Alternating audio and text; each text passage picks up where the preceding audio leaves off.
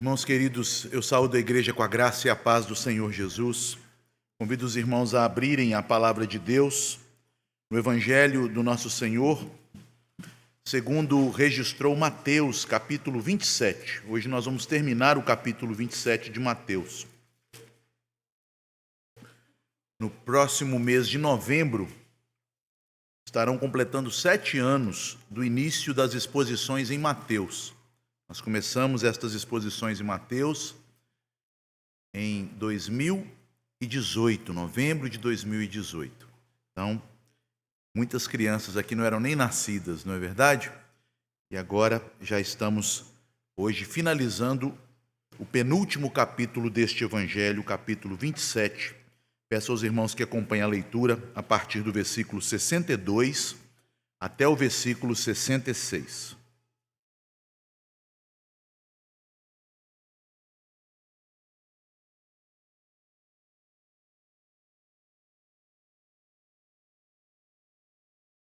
No dia seguinte, que é o dia depois da preparação, reuniram-se os principais sacerdotes e os fariseus, e dirigindo-se a Pilatos, disseram-lhe: Senhor, lembramo-nos de que aquele embusteiro, enquanto vivia, disse: depois de 3 dias ressuscitarei. Ordena, pois, que o sepulcro seja guardado com segurança até o 3º dia, para não suceder que, vindo os discípulos, o roubem e depois digam ao povo: ressuscitou dos mortos, e será o último embuste pior que o primeiro. Disse-lhes Pilatos: aí tendes uma escolta, ide e guardai o sepulcro como bem vos parecer. Indo eles, montaram guarda ao sepulcro, selando a pedra e deixando ali a escolta. Oremos. Pai bendito, todos os teus planos são sábios, e até mesmo por meio das estratégias, das tolices dos homens, o Senhor manifesta a tua glória para cumprir a tua palavra, para fazer aquilo que desde a eternidade o Senhor já determinou. Mas, ó Deus, nós somos frágeis, pequenos, nossa visão das coisas é muito limitada, pois somente o Senhor é o Deus eterno. Somente é o Senhor que todas as coisas conhece, que sonda os corações dos homens e tudo faz conforme lhe apraz. Mas te bendizemos, ó Deus, porque na tua palavra o Senhor nos revela a grandeza do teu poder, a profundidade do teu conhecimento, como a tua mão age, usando até mesmo os maus que arquitetam planos iníquos para assim, ó Deus, manifestar a tua salvação. Que seja, ó Deus, da tua vontade, nesta hora, pelo poder do teu Espírito Santo que foi dado à tua igreja, abrir os nossos olhos espirituais para compreendermos a palavra, mas que não sejamos como aqueles religiosos hipócritas que, embora entendessem a palavra, não a acolheram como verdade. Ó Deus, compadece-se de nós. Que não sejamos, ó Deus, críticos à verdade, mas que o nosso coração, pelo teu Espírito, se dobre a tudo aquilo que está no Evangelho. Que reconheçamos, ó Deus, que a tua palavra, o Senhor mesmo, a magnificou acima de tudo, pois ela revela o teu nome, que é grande. Abençoa-nos, ó Deus, nesta hora, nós te pedimos, em nome de Jesus. Amém. Meus irmãos, este relato do sepultamento de Jesus, que é mais detalhadamente descrito aqui pelo evangelista Mateus, ele nos mostra 2 reações possíveis diante do Senhor Jesus, que morreu na cruz para os seus. Por um lado, nós já vimos, ali nos versículos 57 a 61, nós temos a reação dos crentes, aqueles que creem em Jesus, que foram liderados por José de Arimateia, mas também, conforme o registro dos outros evangelhos, tiveram ali a participação de Nicodemos e também, conforme vemos ali no verso 61, das mulheres que eram seguidoras de Jesus. Estes crentes, embora Jesus esteja aos olhos do mundo derrotado, pois eles têm apenas o corpo morto de nosso Redentor, estes crentes, colocando em risco sua reputação e até mesmo a sua vida, eles de maneira honrosa sepultam o Senhor e aquelas mulheres o seguem em cortejo e ficam ali diante da sepultura.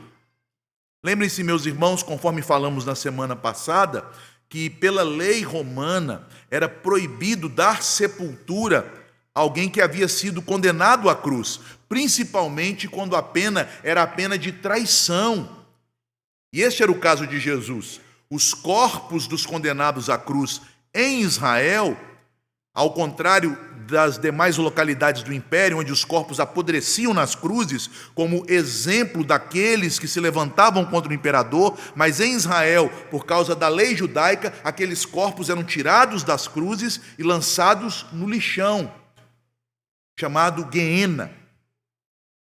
Mas Jesus foi honrado por aqueles crentes.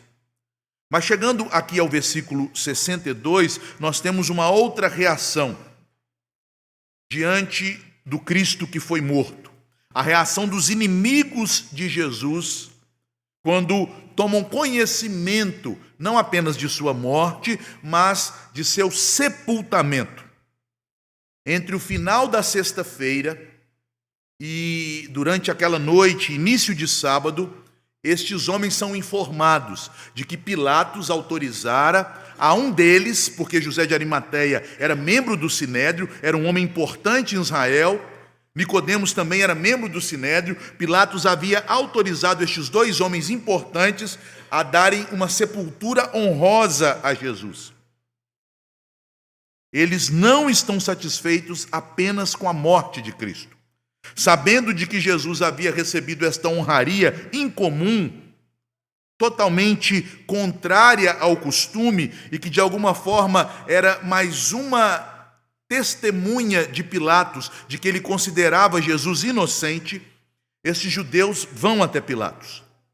Naquele sábado, ou naquele 7º dia da semana, porque a sexta-feira, como nós vamos ver, também era sábado, eram 2 sábados seguidos, mas naquele outro sábado, no 7º dia, eles vão até Pilatos, porque eles não estão satisfeitos apenas em matar Jesus na morte maldita da cruz, eles também querem matar a sua palavra, eles querem que aquilo que Jesus disse fosse sepultado com o seu corpo. Após o sepultamento de Jesus, então, somos informados qual a reação dos seus inimigos ao saberem daquele fato. Nós já vimos que estes homens, eles, em todo o ministério de Jesus, eles lutaram para levá-lo à morte, mas mesmo tendo Jesus morto, eles ainda querem mais. O sepultamento de Jesus ocorreu no final da sexta-feira de Páscoa. E o texto nos diz, no versículo 57, que em caindo a tarde, que seria a primeira tarde dentro da contagem do tempo judaico, 3 horas da tarde, quando Jesus veio a falecer, aqueles homens, José de Arimateia e Nicodemos, tiveram apenas 3 horas para prepararem todo o processo de sepultamento, porque às 18 horas era proibido, já que começava o dia do Shabat, era proibido que eles tivessem todas aquelas atividades para sepultar o Senhor. Mas no raiar do outro dia, o 7º da semana, eles se preparam, os judeus, para tomarem providências a fim de que as predições de Jesus, suas palavras proféticas, não se cumprissem. Aqui Mateus narra a respeito do sábado em que Jesus, ou melhor, o corpo de Jesus, está sepultado, o túmulo lacrado e vigiado. Porque Jesus em espírito já estava nos céus. Como um sumo sacerdote, ao morrer, em espírito, ele entregou-se ao Pai. Pai, em tuas mãos entrego o meu espírito. E entrando no Santo dos Santos Celestial, ele ofereceu-se a si mesmo como a propiciação pelos nossos pecados. O autor da Epístola aos Hebreus, no capítulo 1, verso 3, diz que após ter feito a purificação dos pecados, o nosso Senhor entrou na majestade das alturas. Mas o seu corpo estava sepultado. É o tempo do silêncio, da espera, onde tudo parece perdido, onde os discípulos temerosos se escondiam com medo de serem perseguidos, mas em breve Deus haveria de agir. Este texto então mostra um grande contraste. Enquanto os inimigos tentam impedir que a palavra de Jesus se cumpra, Deus usa os inimigos para cumprir sua palavra, para que as profecias se cumpram tal como Deus havia dito pela boca de Oséias, no exemplo de Jonas, o profeta, que 3 dias ficou no ventre do peixe, no abismo, e pela boca do próprio Cristo, que disse que ao 3º dia haveria de ressurgir dentre os mortos. A ressurreição de Cristo, meus irmãos, sem dúvida, teria sido menos manifesta, menos clara, menos gloriosa, se não houvessem estes inimigos. Porque foi do agrado de Deus que Jesus ficasse sepultado até a manhã de domingo, cumprindo as profecias, incluindo a profecia do próprio Senhor, e foi do agrado de Deus que as primeiras testemunhas da ressurreição não fossem seus discípulos, mas os seus inimigos. Os primeiros a tomarem conhecimento da ressurreição foram os sacerdotes, pois aqueles guardas que ficaram ali guardando o túmulo, ao verem o Cristo ressurreto, correram até o templo e deram a notícia da ressurreição do Senhor. Este era o plano de Deus, manifestar pela sua providência a veracidade da sua palavra, a fidelidade dele em cumprir a promessa de salvar o seu povo através de Cristo. Portanto, meus irmãos, quando nós falamos do sepultamento de Cristo, aqui da perspectiva da ação dos inimigos do Senhor, nos versos 62 a 66 de Mateus 27, nós podemos ver nestes versículos que Deus usa os seus inimigos, os inimigos de seu Filho, para serem as primeiras testemunhas da sua vitória.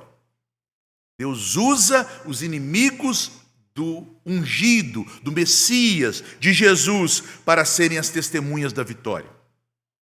O texto é dividido da seguinte forma: em primeiro lugar, nos versículos 62 a 64, que é a parte mais extensa do texto, nós temos a comitiva dos judeus fazendo um pedido a Pilatos, o pedido dos sacerdotes e fariseus a Pilatos. Vejam o contexto, a situação em que este pedido foi feito. Diz assim: no dia seguinte, que é o dia depois da preparação. Meus irmãos, não era mais fácil ter escrito assim, no sábado?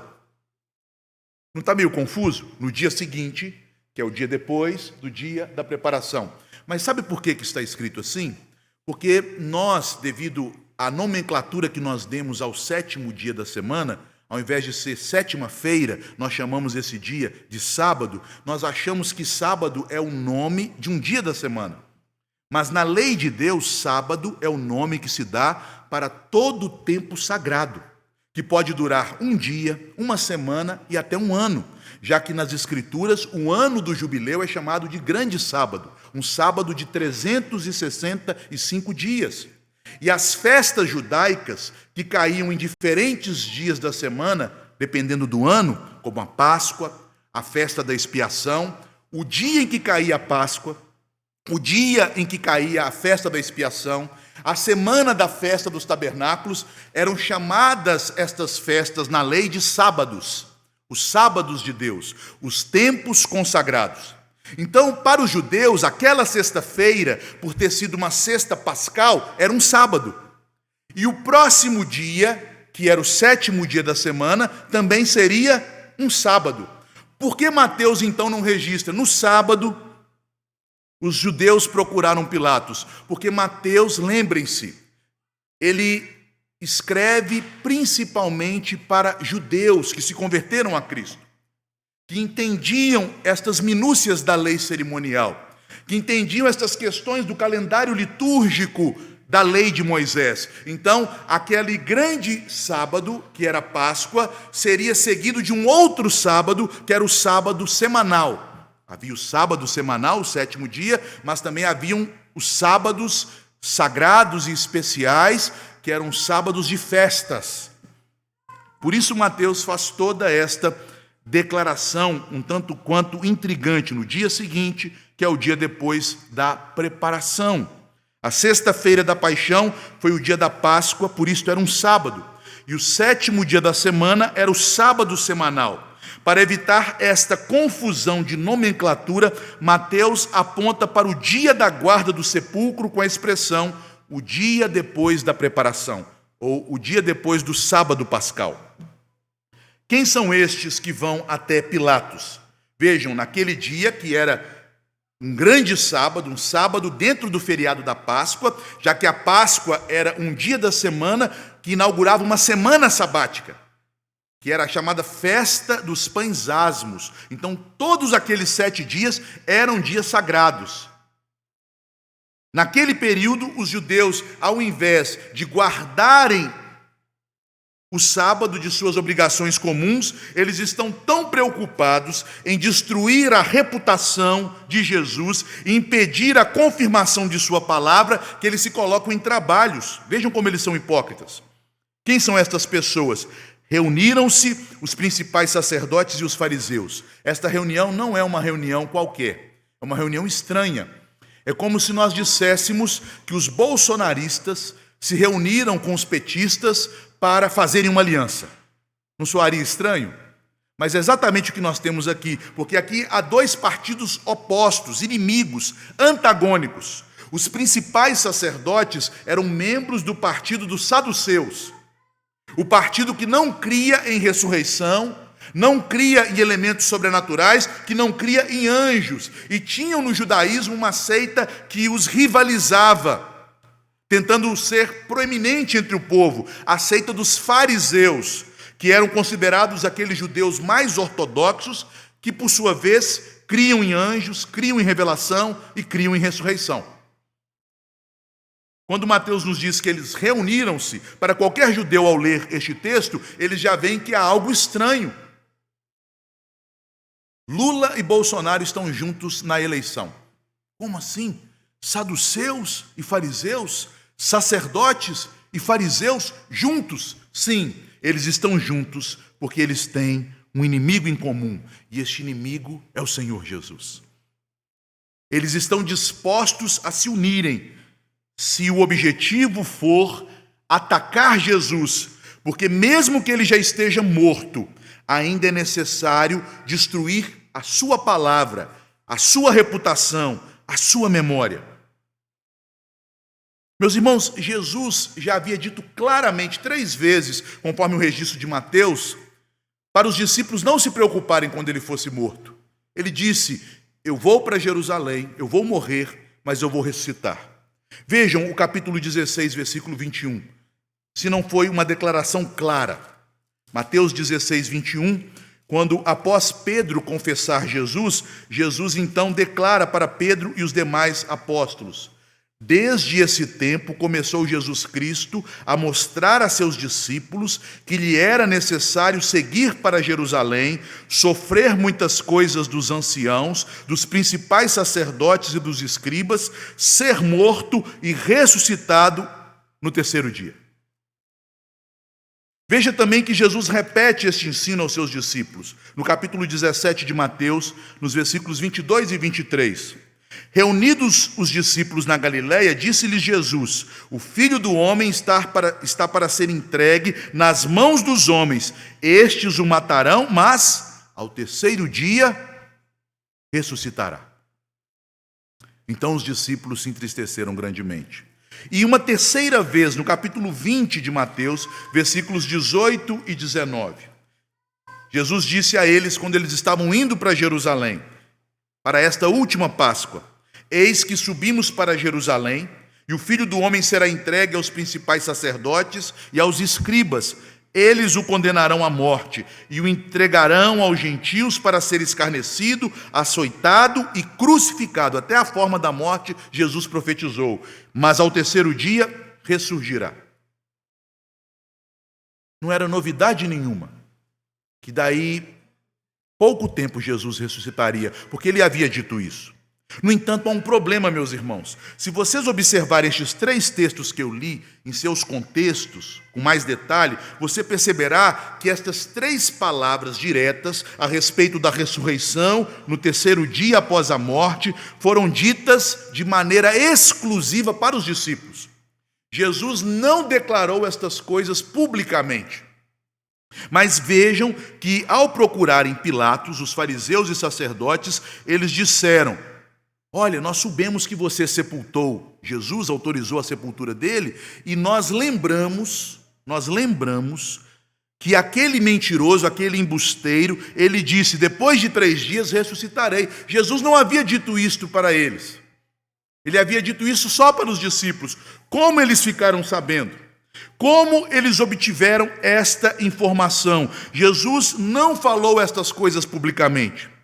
Mas Jesus havia falado, amados irmãos, sobre sua ressurreição publicamente aos líderes judeus de maneira profética, velada, figurada. Nós encontramos isto em 2 vezes no Evangelho. Primeiro, no capítulo 12 de Mateus, a partir do versículo 38, quando os judeus, contestando que Jesus fosse o Messias, eles disseram a ele: dá-nos um sinal de que você veio de Deus. Jesus então diz, versículo 39 de Mateus 12, ele, porém, respondeu: uma geração má e adúltera pede um sinal, mas nenhum sinal lhe será dado, senão do profeta Jonas. Porque assim como esteve Jonas 3 dias e 3 noites no ventre do grande peixe, assim o Filho do Homem estará 3 dias e 3 noites no coração da terra.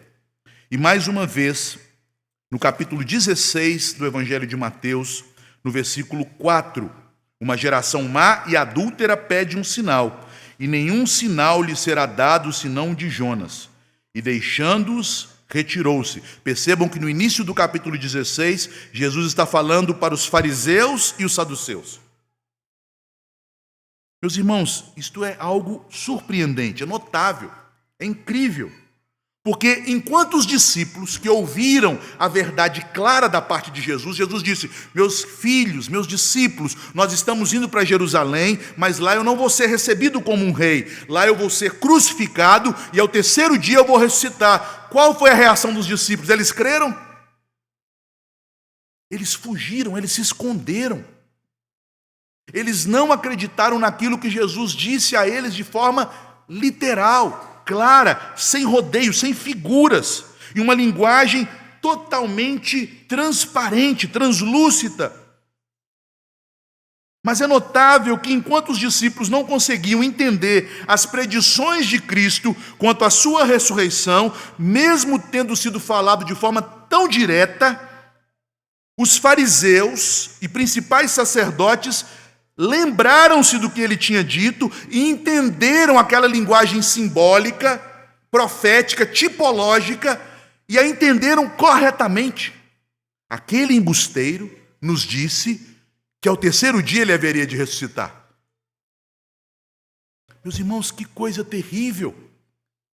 Eles foram lembrados da palavra, eles entenderam a palavra, e então se levantaram contra a palavra. Eu creio que não há juízo mais terrível do que este. Imagine você ouvir a palavra de Deus, entender o que a palavra está dizendo, saber exatamente o que Deus quer, e ao invés de se dobrar à palavra, você reagir de maneira rebelde contra a palavra. Foi isso que eles fizeram. Porque Jesus, ao se comparar a Jonas, lembrando o versículo 17 do capítulo 1, quando ali no final, no desfecho daquela tragédia que advém sobre o barco em que estava Jonas, e Jonas é lançado ao mar, ali o texto nos diz que Jonas ficou 3 dias e 3 noites no ventre de um grande peixe. Jesus estava lembrando da experiência de Jonas ali no ventre do peixe, que o próprio Jonas chama de sepultura. Jonas diz que da sepultura, do ventre, do Sheol, é a mesma palavra para sepultura. O Senhor me ouviu e me salvou. Jonas traz, portanto, uma imagem de um sepultamento simbólico de 3 dias e 3 noites. onde ele esteve debaixo do poder da morte. E, inclusive, os comentaristas de Jonas não sabem se Jonas de fato morreu ou não, porque Jonas declara que ele foi libertado da sepultura. E debaixo do poder da morte, ele clama ao Senhor. Este texto de Jonas já era conhecido daqueles homens que eram estudiosos do Antigo Testamento, porque no judaísmo este texto era usado como um paradigma da ressurreição. Era um dos textos mais estudados e mais apreciados pelos fariseus, que acreditavam na ressurreição. Eles usavam Jonas e também Jó, que falava do seu Redentor que vive e que haveria de ressurgir da terra. Eles usavam, os fariseus, estes textos para confirmarem sua doutrina contra os saduceus. Portanto, eles entenderam o que Jesus queria dizer. Os judeus, ao entenderem, eles não conseguem crer em Jesus. Vejam como eles o tratam no versículo 63. Nós lembramos que aquele embusteiro, aquele enganador, aquele mentiroso, a palavra usada aqui é uma palavra comum no Novo Testamento para falso profeta. É um falso profeta, um enganador. E a mesma palavra que João usa em suas cartas para o anticristo, o enganador. É esta palavra usada por eles. Eles chamam Cristo do enganador, do anticristo, do falso profeta. Ele diz estas coisas. Portanto, nós temos que impedir que os seus discípulos tramem uma forma de roubar o corpo dele para dizerem ao povo que ele ressuscitou, e aí nós teremos dois enganos e não apenas um. O primeiro engano era o engano de Jesus ser o Messias, o rei dos judeus, porque foi por esta acusação deles que ele foi crucificado. E Pilatos testificou ao ordenar que fosse escrito que este é o rei dos judeus sobre a cruz, que Jesus foi condenado por ser o Messias.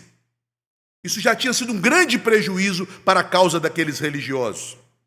Mas eles então imaginam, se houver este segundo engano, ele ainda vai ser maior, porque vão afirmar os seus discípulos que ele ressuscitou. Mas, meus irmãos, há ainda algo mais pernicioso aqui. Como aqueles que estão debaixo das mãos de Satanás entendem a palavra e a distorcem de maneira hipócrita. Porque vocês se lembram de que Jesus foi acusado para ser condenado pelos sacerdotes? Eles lembraram de uma palavra que Jesus havia dito em Jerusalém 3 anos antes, que está registrada no 2º capítulo de João, quando Jesus foi pedido a ele mais uma vez: mostra-nos um sinal de que você veio da parte de Deus. E Jesus disse: destruirei este templo, apontando para o templo de Herodes, e em 3 dias o reedificarei. Referindo-se mais uma vez com os 3 dias, com essa data, a ressurreição do seu corpo. Mas os fariseus usaram esta fala para acusá-lo no sinédrio. Os sacerdotes o condenaram por esta fala. Mas aqui, meus irmãos, vejam que eles sabiam que a intenção de Jesus ao dizer estas coisas nunca foi literal. Jesus não estava blasfemando contra o templo. Jesus não estava, de alguma maneira, ameaçando destruir o templo. Mas eles sabiam, eles entenderam que Jesus usava uma linguagem figurada para referir-se à sua morte e ressurreição.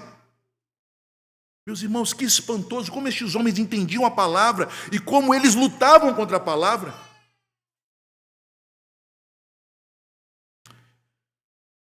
Ao aguardarem o túmulo, ao protegerem o túmulo, ao pedirem a Pilatos essa autorização para protegerem o túmulo contra os discípulos, estes homens estavam, na verdade, enganando a si mesmos. Eles tinham clareza da verdade que lhes foi dita. Eles tinham sinais dos milagres de Jesus diante deles. Eles, inclusive, foram testemunhas da ressurreição de Lázaro, a quem quiseram matar, conforme está registrado no Evangelho de João, para tentarem apagar os vestígios do poder miraculoso de Cristo. Mas mesmo assim, eles perseveram em lutar contra Cristo e sua palavra.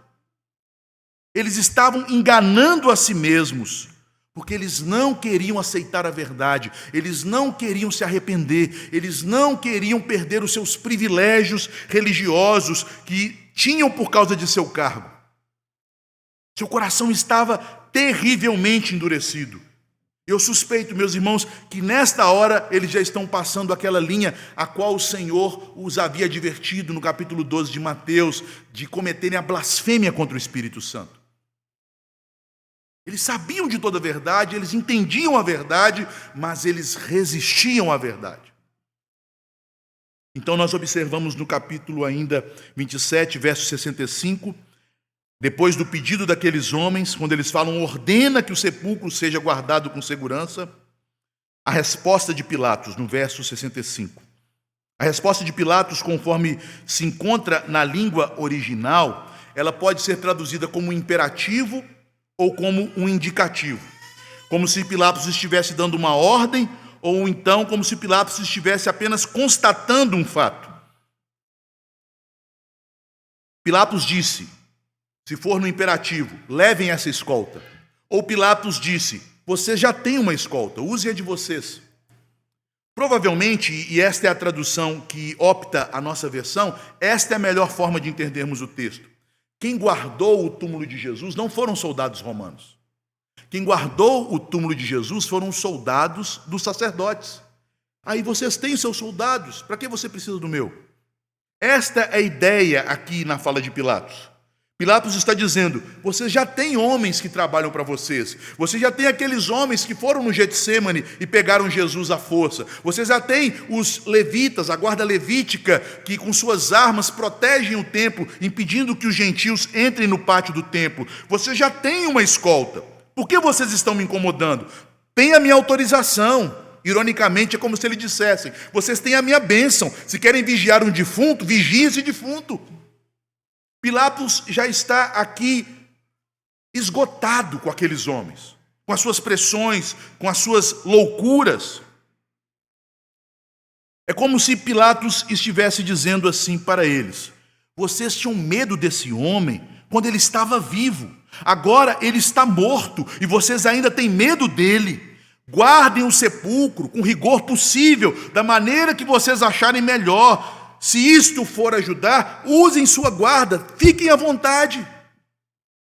Pilatos aqui, meus irmãos, os está ironizando. Vejam o final do versículo. Façam isto, guardai como bem de parecer. E eles fazem uma guarda um tanto quanto estranha. Eles colocam guardas, eles colocam um selo numa sepultura. Imagine uma sepultura com um selo. Amarram uma corda na pedra. Fazem todas aquelas coisas, porque no fundo eles reconhecem a veracidade da palavra, mas não querem se dobrar a ela e estão cheios de medo.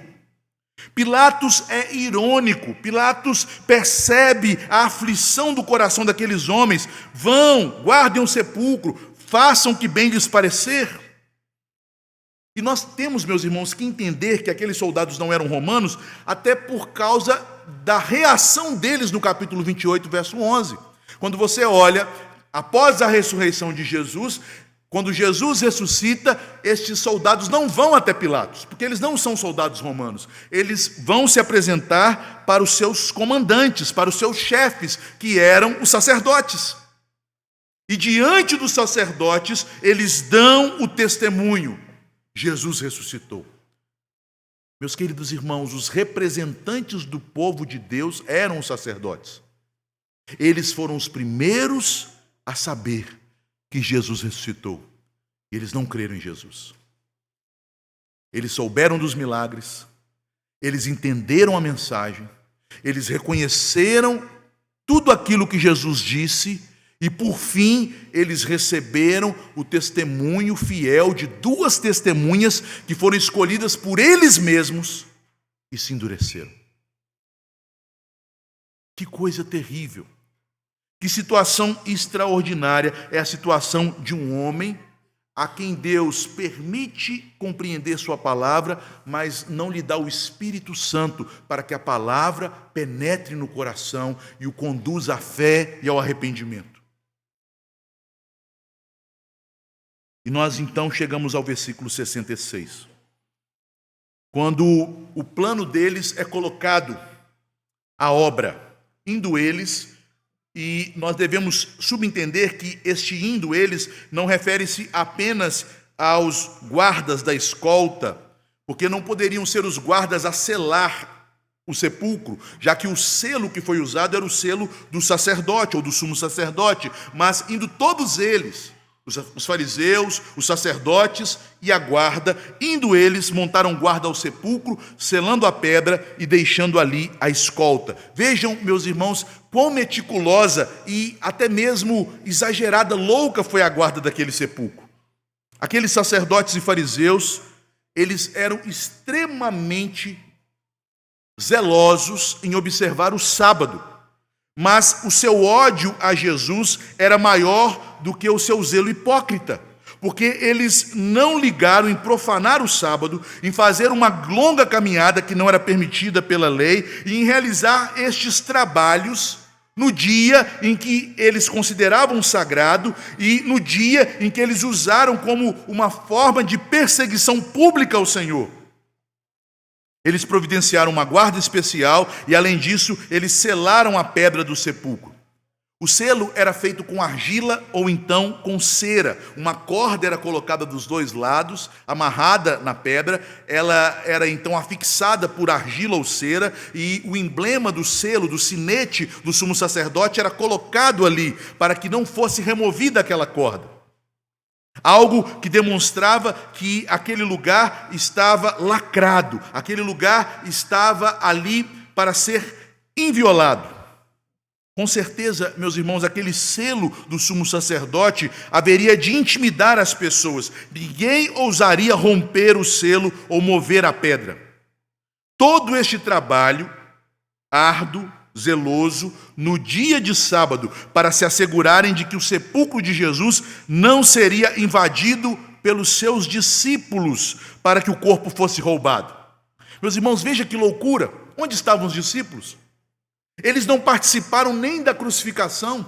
O único discípulo que é mencionado próximo da cruz foi João, e João só ficou nas 3 primeiras horas acompanhando Maria, quando ainda não havia trevas sobre a terra.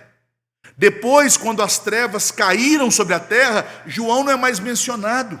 E os discípulos só serão mencionados no Evangelho como aqueles covardes e tímidos que não creram na promessa da ressurreição, que se trancaram em uma casa com medo da perseguição e de serem mortos pelos judeus. Aqueles homens tão medrosos teriam condições de enfrentarem os judeus, de enfrentarem a guarda do sacerdote, de irem até o túmulo. Eles estavam de tal maneira absorvidos pela tristeza que Lucas chega a nos dizer que no Getsêmani eles dormiram não de cansaço, eles dormiram de tristeza. Aqueles homens, meus irmãos, naquela altura eram verdadeiros farrapos. Eles não tinham nenhuma condição de intentar um plano como este. Era uma loucura da parte daqueles líderes religiosos pensarem que os discípulos poderiam tentar, de alguma forma, roubar o corpo de Jesus. Mas esta loucura era ainda maior, porque a real ameaça não eram os discípulos, a real ameaça era o próprio Deus. Era o próprio Deus. Porque, meus irmãos, eles estavam lutando contra o Filho de Deus. Eles estavam lutando contra o Criador dos céus e da terra. E será que uma pedra, uma escolta, um selo e uma corda podem impedir o agir poderoso do autor da vida? Aquele que disse que no 3º dia haveria de ressurgir, seria impedido por aquela guarda? Na providência de Deus, o Senhor usou aquela guarda, aquela escolta, como instrumentos de sua providência, de sua palavra, de seu poder, para que a verdade fosse conduzida primeiramente aos judeus, porque Jesus veio para os seus e eles ouviriam primeiramente o anúncio da ressurreição. Eles não apenas negaram a Jesus em seu ministério público, eles negaram Jesus em sua morte e em sua ressurreição. Isso significa que, ao receberem o testemunho da ressurreição em primeira mão, como os representantes da casa de Israel, aqueles sacerdotes eleitos por Deus, eles demonstraram sua ruptura com Deus por não crerem no rei que veio cumprir as promessas da aliança feitas a Abraão, Isaque, Jacó, Davi e os profetas.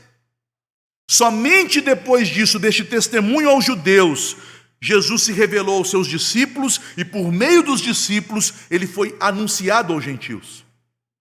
Este era o plano de Deus. Por isso, meus irmãos, há uma íntima conexão do Salmo 130 que nós lemos nesta noite com este episódio. Quando no Salmo 130 o salmista diz: a minha alma anseia pelo Senhor, mais do que os guardas pelo romper da manhã. Aqui nós temos a imagem de um vigia noturno esperando ansiosamente a manhã. O sentido teológico deste versículo é que o crente, o fiel, aguarda o amanhecer para que as promessas de Deus se cumpram e sua esperança possa ser realizada. Os líderes judeus, eles pedem a Pilatos então uma guarda para vigiar o túmulo de Jesus, com a função de impedir qualquer ação humana que fraudasse uma suposta ressurreição. Eles tentam assim garantir que a morte de Jesus fosse a última palavra, a palavra definitiva, mas ironicamente são eles que colocam os guardas que ao romper da manhã testemunham o triunfo do nosso Redentor, o alvorecer da vida. Portanto, meus irmãos, há uma relação simbólica entre o Salmo 130, verso 6, e esta ação aqui dos judeus. Eles colocam vigias noturnos, e a profecia, por meio destes soldados, ela se cumpre de maneira irônica, como Deus usando aqueles soldados em sua providência para manifestar o seu poder, para manifestar a sua fidelidade e para mostrar ao seu povo que a tristeza da noite, que a morte do Redentor não podem impedir a manifestação da vida eterna. No dia de domingo, na manhã da ressurreição, o amanhecer simboliza a vinda do Redentor, trazendo as primícias da obra consumada na cruz. Para os guardas, o amanhecer do primeiro dia da semana trouxe a realidade da ressurreição. E assim o salmista, no Salmo 130, pode ser lido como uma espécie de profecia invertida. O verdadeiro vigia era Israel, o povo eleito, esperando o Cristo Redentor e redivivo. Os guardas de Pilatos, sem se aperceber, sem querer, estes guardas judeus, eles acabaram participando deste cenário de vigília, mas em vez de esperar a luz, eles temeram quando ela veio. Eles testemunharam da luz, mas não se achegaram até a luz. No amanhecer do terceiro dia, a expectativa do salmista, a expectativa de toda a Escritura, a palavra de Jesus a respeito do sinal do profeta Jonas se cumpre. Meus irmãos, que tremendas realidades. O Senhor ficou da noite daquela sexta-feira, à manhã do domingo da ressurreição, com seu corpo no túmulo, para manifestar sua plena salvação, para manifestar que todas as promessas de Deus haverão de se cumprir.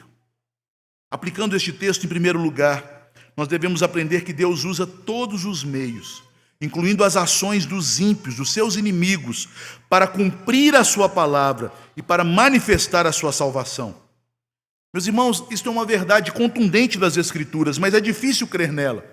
Você crê que Deus usa a enfermidade em nossa vida para cumprir os seus planos gloriosos? Você crê que Deus pode usar a morte em nossa família para cumprir propósitos bons? Você crê que Deus permite situações ruins e más para que a glória dele e o bem dele em nossa vida sejam manifestos? É assim que a sabedoria de Deus age. Na maldade daqueles religiosos, na trama deles para de alguma maneira tentar impedir o cumprimento da palavra de Deus, Deus revelou maior glória. As circunstâncias ruins são usadas por Deus para o bem do seu povo. Devemos crer nisso. Em segundo lugar, veja que coisa terrível. Os inimigos de Jesus deram mais atenção às suas palavras do que os próprios discípulos. Eu li para os irmãos que Jesus claramente havia dito a eles 3 vezes que após sua morte, no terceiro dia, ele ressuscitaria. E onde estavam os discípulos no terceiro dia? Meus irmãos, eles creram na palavra de Jesus? De fato, não. Porque o evangelista Marcos nos diz que após ressuscitar, Jesus lançou contra eles a sua incredulidade. Não incredulidade de que Jesus fosse o Messias, mas incredulidade de que Jesus ressuscitaria no terceiro dia. Porque, meus irmãos, imagine, se você soubesse que Jesus vai voltar em glória amanhã, o que você faria? Eu iria correndo para esperar, para ser o primeiro a vê-lo vindo nas nuvens.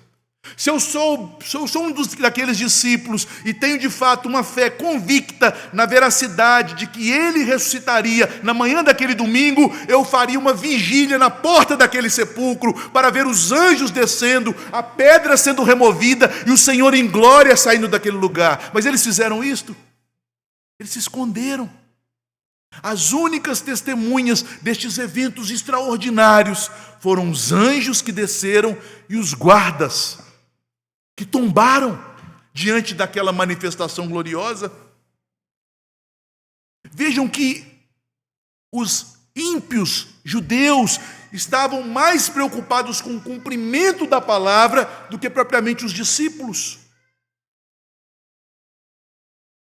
E então entra uma terceira aplicação.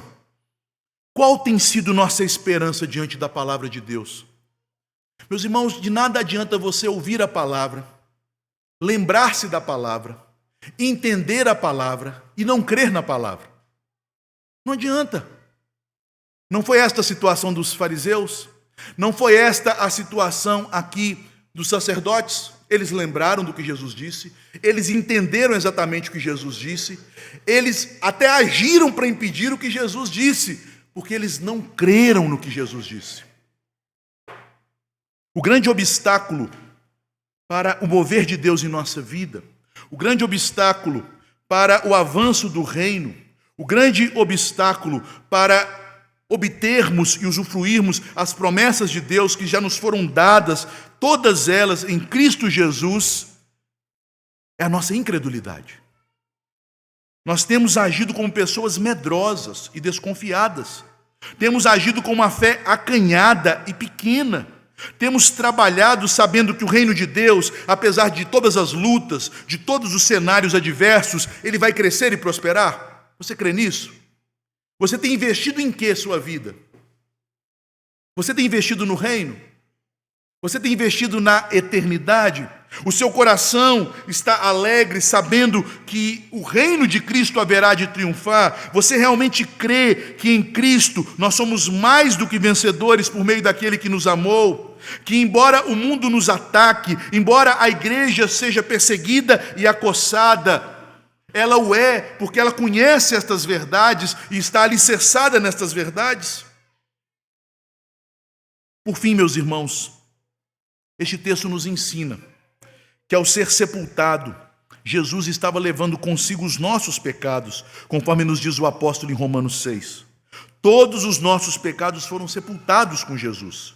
A Bíblia declara esta verdade de forma categórica. A sepultura não é um momento de derrota, mas a transição para a vitória. Os discípulos deveriam agir como aqueles guardas do Salmo 130, esperançosos, aguardando o romper da manhã, quando a palavra da promessa que receberam se cumprisse e o Redentor se levantasse dentre os mortos. Mas eles estavam escondidos. Nós, de igual forma, nós temos a promessa do avanço do reino de Deus, da vinda de Cristo para julgar o mundo, da destruição de todos os inimigos do Senhor, para que o Senhor então manifeste em sua glória uma terra onde haja plenitude de bondade e de justiça. É isso que nós aguardamos. Infelizmente, o cristianismo foi soterrado com visões futuras pessimistas, visões futuras que são extremamente deletérias para o bem-estar da igreja, como se a igreja estivesse sendo cercada por inimigos que são inimigos invencíveis. Não, meus irmãos, o Senhor é invencível. O Senhor veio e já venceu. Embora possa parecer aos olhos do mundo que a mensagem do Evangelho está morrendo, que o cristianismo está fraquejando, que a igreja está padecendo, nós cremos que, como um romper da manhã, Deus enviará avivamentos, Deus restaurará a sua igreja, Deus fortalecerá o seu povo. Não sejamos como os discípulos que duvidaram da palavra e, ao invés de aguardar para contemplar um dia glorioso, se esconderam dentro de casa. Façamos como os guardas do Salmo 130. Nos coloquemos nesta noite em que o mundo vive, aguardando a vigília da manhã. Façamos como os nossos pais puritanos diziam: post tenebras lux. Após tempos de trevas, Deus enviará luz. Que Deus nos abençoe. Fiquemos de pé.